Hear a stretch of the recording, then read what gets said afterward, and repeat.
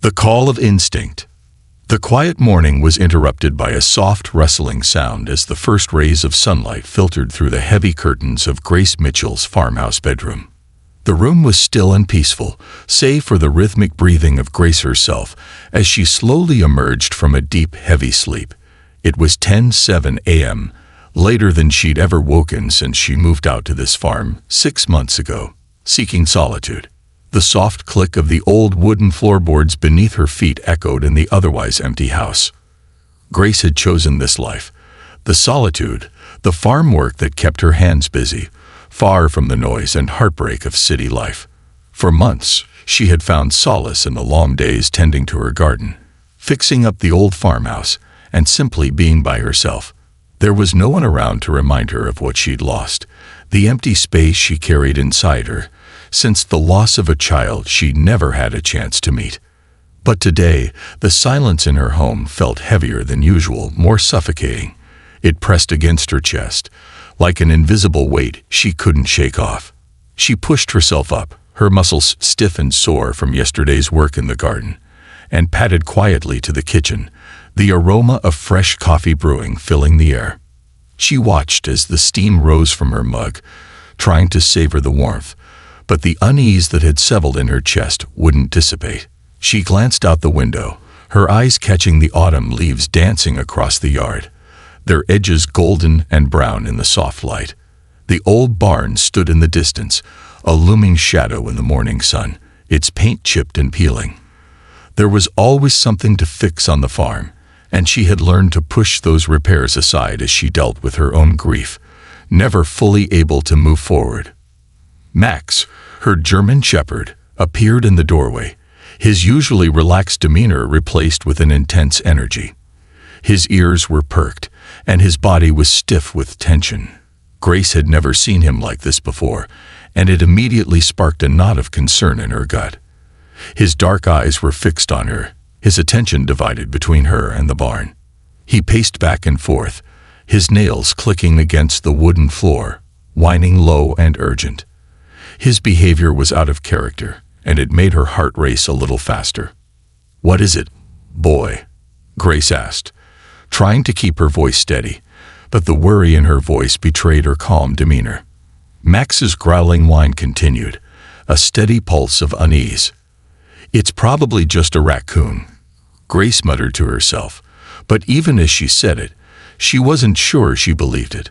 Max had always been a good judge of character, a dog whose instincts had led them both through difficult situations. From their city life to this farm, Max had always been there to alert her to danger. He never acted without a reason, and right now, he was acting like something was terribly wrong. Max continued to whine, his tail stiff, eyes locked on the barn, as if he couldn't tear himself away from whatever was out there. Grace glanced out the window again. The barn was dark and silent, like a forgotten structure long abandoned by time. She knew it had been a while since she'd been in there, weeks, maybe even months. But why would Max be so fixated on it now? The uneasy energy in the house built. Grace couldn't ignore it any longer. She set her half-finished coffee on the kitchen counter, stood up, and reached for her boots. Max bounded ahead of her, his tail wagging now, but still, there was an urgency to his steps that made Grace's own pace quicken. "I'm coming," she said softly, her voice more for herself than for Max. Her dog was already leading her to the barn, and with every step she took, she felt the weight of something unknown, something her heart couldn't fully explain. Outside, the autumn air was crisp, the cold bite of it against her cheeks enough to make her shiver. Max bounded ahead of her, his movements strong and sure, but there was a nervousness to his behavior that was foreign to her. He kept looking back, checking to make sure she was still following. Every now and then, he would nudge her gently with his nose, guiding her along, encouraging her to keep up with him. Grace's feet crunched on the frosty ground, the grass beneath her damp as the morning thawed.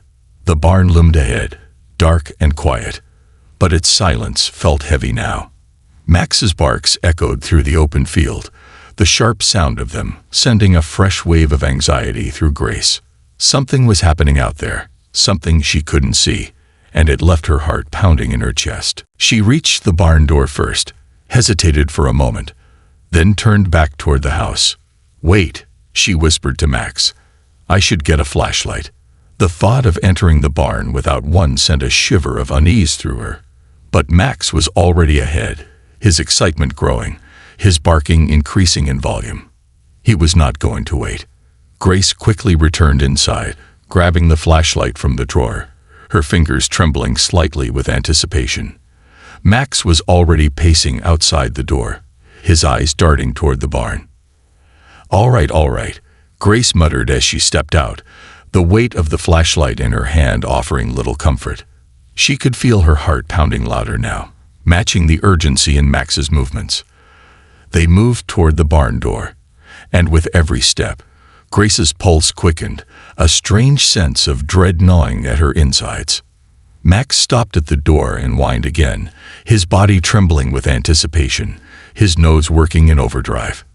Grace placed her hand on the rough wooden surface of the barn door, feeling its coolness through her palm. The barn was still, silent, and cold, and as she slowly opened it, the heavy hinges creaked, making her jump. Without a moment's hesitation, Max darted inside, his body a blur as he disappeared into the shadows of the barn, a place filled with old hay, long-forgotten tools, and mystery. Grace followed, her boots crunching on the hay beneath her feet. She flicked the flashlight on, scanning the barn with quick movements. Dust swirled in the faint sunlight that broke through cracks in the walls. Max's form was visible ahead, moving with purpose, his focus unwavering. Grace called his name softly. "Max, what is it, boy?" Then, as if guided by an invisible force, she followed him to the darkest corner of the barn, where faint mewing reached her ears. The kittens were there, huddled together for warmth, their tiny, fragile bodies barely moving. Max stood in front of them, watching over them like a guardian. His usual playfulness was gone, replaced by something deeper, something more instinctual. Grace's breath caught in her throat as she approached them, the tiny creatures trembling under the straw. They were so small, so vulnerable, and in that moment, Grace knew her life was about to change. A protector's instincts. Grace knelt slowly, her knees creaking as she lowered herself to the cold floor of the barn, eyes locked on the trembling kittens before her. The sight of their tiny bodies huddled together in a makeshift nest of straw and hay was both heart-wrenching and urgent. They looked so fragile, so vulnerable, their fur matted from the cold, their eyes barely open, and their little bodies shaking with fear and weakness. Max stood by her side, his usual energy subdued, but his presence as powerful as ever. He didn't move as she approached the kittens, but his eyes followed every step she took, never leaving them for a second. His ears were forward, alert to any sounds or movements that might suggest danger, but for now, his focus was solely on the kittens. Grace's fingers shook as she reached out to touch one of the kittens. Its fur was cold and damp beneath her fingers, and she gasped at how little warmth it had left. It was a sobering reminder that time was running out for these helpless creatures. The barn was chilly, and though they were safe in their little corner, they would not survive long if they didn't get warmth, food, and care, things Grace had not been prepared to offer. Max seemed to sense the urgency in her movements. He whined softly, his deep voice vibrating in the silence of the barn. It was a sound full of concern, of worry, and it pulled at Grace's heartstrings. She looked at him, meeting his intense gaze, and for the first time, she understood. Max was not just her dog. He was a protector, a creature driven by instincts that transcended simple obedience. He knew what needed to be done, and he was ready to do it. "Hang on, little ones," Grace whispered, her voice soft but filled with determination. She wasn't sure what to do next, but she couldn't just leave them here. She couldn't walk away from this tiny, desperate group. The thought of their fragile lives slipping away, unhelped, was unbearable. Max's body moved in the corner of her eye, and when she turned to look at him, she found him gently nudging the smallest kitten, his nose brushing the little creature with careful tenderness. His usual boisterous self was replaced by a calm, focused demeanor that surprised Grace. This was the same dog who would chase after birds, squirrels, or anything that moved, and yet here he was, protecting, not hunting. Before she could react, Max did something unexpected.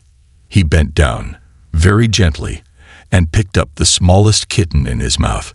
His large jaws were soft, surprisingly careful, as he lifted the kitten without a trace of aggression. The tiny creature, barely bigger than his paw, hung limply but securely in his mouth, and Grace's breath caught in her chest. For a moment, she feared he was being too rough, but there was no mistaking the care in his movements. He wasn't being aggressive or possessive. He was carrying the kitten like a mother cat would, supporting its tiny form with infinite gentleness. Grace's heart raced, her eyes filling with disbelief. Max, the dog she had always known for his strength and intelligence, was showing her a side of himself she never expected. He wasn't just alerting her to the presence of the kittens, he was actively helping. And in that moment, he was doing everything he could to ensure their survival. Grace stood up, her knees aching, her thoughts scrambling for what to do next. Max, with the kitten in his mouth, turned toward the barn door, his movements slow and deliberate.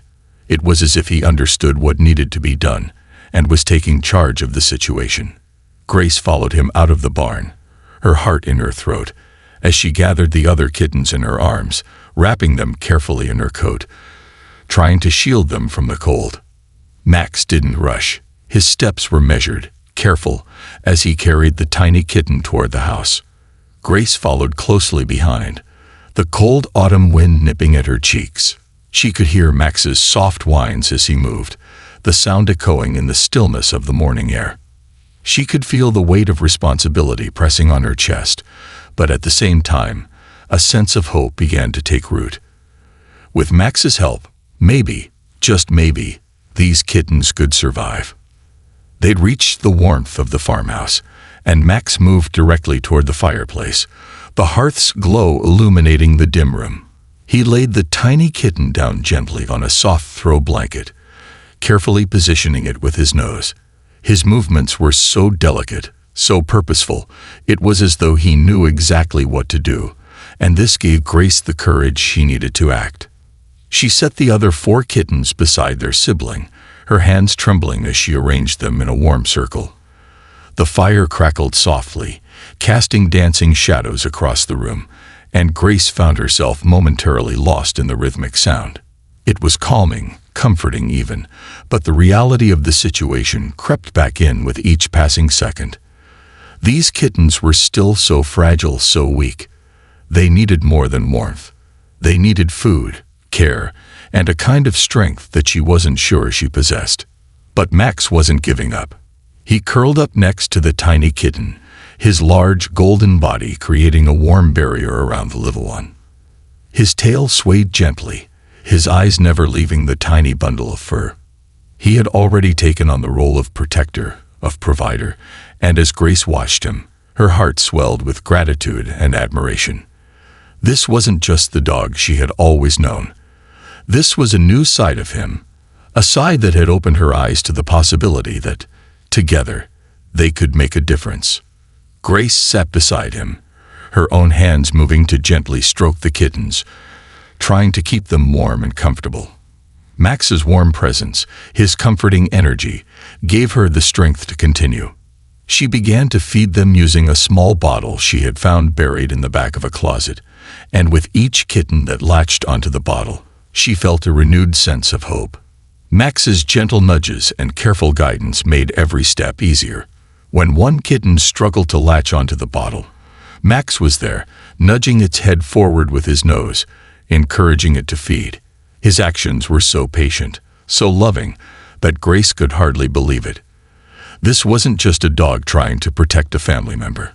This was a dog who had taken it upon himself to nurture and care for these tiny creatures. It was an instinct that was both powerful and incredibly moving. Grace watched as Max's eyes flicked from the kittens to her, as if seeking approval, as if asking, "Are we doing it right?" Her heart swelled in her chest as she looked at him. "Yes, buddy, we're doing it right," she whispered, brushing her fingers through his fur. And for the first time in a long time, Grace felt that maybe, just maybe, everything would be okay. But as the smallest kitten began to struggle, refusing to take the bottle no matter how much Grace tried, Max's persistence became even more urgent. He nudged the kitten repeatedly with his nose, a soft whine escaping from his throat, as if telling it, "You need to stay strong. You have to fight." Grace's eyes blurred with tears as she watched him. The dog who had always been her loyal companion was now showing a depth of care that no one could have predicted. Max wasn't just saving these kittens from the cold. He was giving them something far more precious: hope. As the day wore on, Grace continued her work, feeding the kittens and keeping them warm. But all the while, Max stayed by their side, curled protectively around them. His unwavering dedication was nothing short of remarkable, and as Grace looked at him, she realized that this journey she had started with the desire for peace and solitude had unexpectedly become one of growth, connection, and love. And as the evening shadows grew long, Grace whispered softly, "You're not just my dog, Max. You're a miracle worker, a miracle of the heart." As the days passed, Grace and Max settled into an unspoken rhythm. The kittens grew stronger with each passing hour, thanks in no small part to Max's vigilant care. It wasn't just the warmth of the fire or the bottles of formula she'd made. It was Max's devotion that made all the difference. Every time a kitten mewed in distress, Max was there, nudging it gently, licking its tiny head, coaxing it to sleep with a tenderness Grace had never witnessed before. The farm, once silent and lonely, began to feel alive again. The sound of tiny paws patting around the house and the soft hum of Grace's voice as she sang lullabies to the kittens filled the space. For the first time in months, the emptiness she had carried since leaving the city seemed to fade into the background, replaced by a new sense of purpose. She wasn't just surviving anymore. She was thriving, alongside her unexpected team of furry companions. But as much as the kittens were thriving, there was one little one who still struggled. The runt of the litter, the gray kitten with white paws, seemed to fight harder for life than the others. It was small, barely the size of Grace's palm, and it seemed as though every attempt to nurse was a battle of its own. Max never left its side, gently coaxing the kitten back into the warmth, lying beside it, curling his body around it like a shield. His patience seemed endless, his love for the tiny creature as deep as the bond he shared with Grace. One chilly afternoon, as Grace was cleaning up from their morning routine, she glanced over at Max, who was lying on the floor beside the kittens, his eyes half closed in peaceful alertness. The gray kitten had managed to latch onto the bottle and was drinking, weakly but steadily. Grace's heart lifted, a quiet sigh of relief escaping her lips. She hadn't realized just how much she had feared that tiny life slipping away until she saw it drinking again. "Good job, little one," Grace whispered, running a hand through Max's fur. He opened his eyes lazily, as if to acknowledge her, then returned his gaze to the kittens, his attention unwavering. It was clear to her now. Max wasn't just a dog. He was something much more profound. He was family. The sun set that evening in a blaze of amber and crimson, casting long shadows across the farmhouse and stretching them out into the surrounding fields. The wind had died down, and the barn, once a symbol of solitude and disrepair, now felt like a distant memory. With the kittens thriving, Max's relentless devotion, and the warmth of her own heart growing each day, Grace felt something stirring within her, a feeling that had eluded her for far too long. She wasn't alone anymore. She had a family now. As night fell, Grace sat by the fireplace, watching the kittens curled together in a pile, their tiny bodies rising and falling with each breath. Max was close by, his eyes always on them, as though guarding them from the world. His presence was quiet but immense, and Grace realized, with a bittersweet clarity, that the dog who had always protected her was now teaching her how to open her heart again. With the warmth of the fire filling the room, Grace looked at Max, his golden coat glowing in the soft light. "You did it, Max. You saved them." Her voice cracked with emotion as she whispered the words that had been in her heart for days. Max gave her a soft, tired wag of his tail, as if acknowledging the victory, but never seeking the praise. His role in his eyes was simply to protect, to care, to love unconditionally. And in that moment, Grace knew that this farm, this place she had once sought to escape, had become something else entirely, a sanctuary, not just for her, but for all the fragile lives that had found their way into it. It wasn't just the kittens that had found a home. Grace had too. The love that Max showed to the smallest, weakest creatures had brought out a part of her she had long buried, and in that love, she had discovered her own resilience, her own strength. The storm outside had passed, and as she sat in the quiet of the farmhouse, the soft sound of Max's breathing beside her, Grace knew that this was just the beginning. She had learned to open her heart again, to trust in the love of her loyal companion and the little lives they had saved together. In return, the kittens had taught her how to find beauty in even the smallest, most fragile things, and how, with the right care and dedication, even the most uncertain life could flourish. And as Grace leaned back into the comfort of the couch, her hand resting on Max's warm fur, she smiled softly. No matter what life had brought her way, no matter how many times she had tried to escape the past, she had learned one undeniable truth. Love never fails. Not when it's given without hesitation, not when it's nurtured with patience and care. And with Max by her side, she knew they would face whatever came next, together. For the first time in years, Grace felt at home. This concludes the story. Thank you for watching until the end. I hope you found it enjoyable. If you did, please consider liking the video and sharing it with your friends. Don't forget to subscribe to our channel and activate the notification bell for more captivating stories. Have a great day.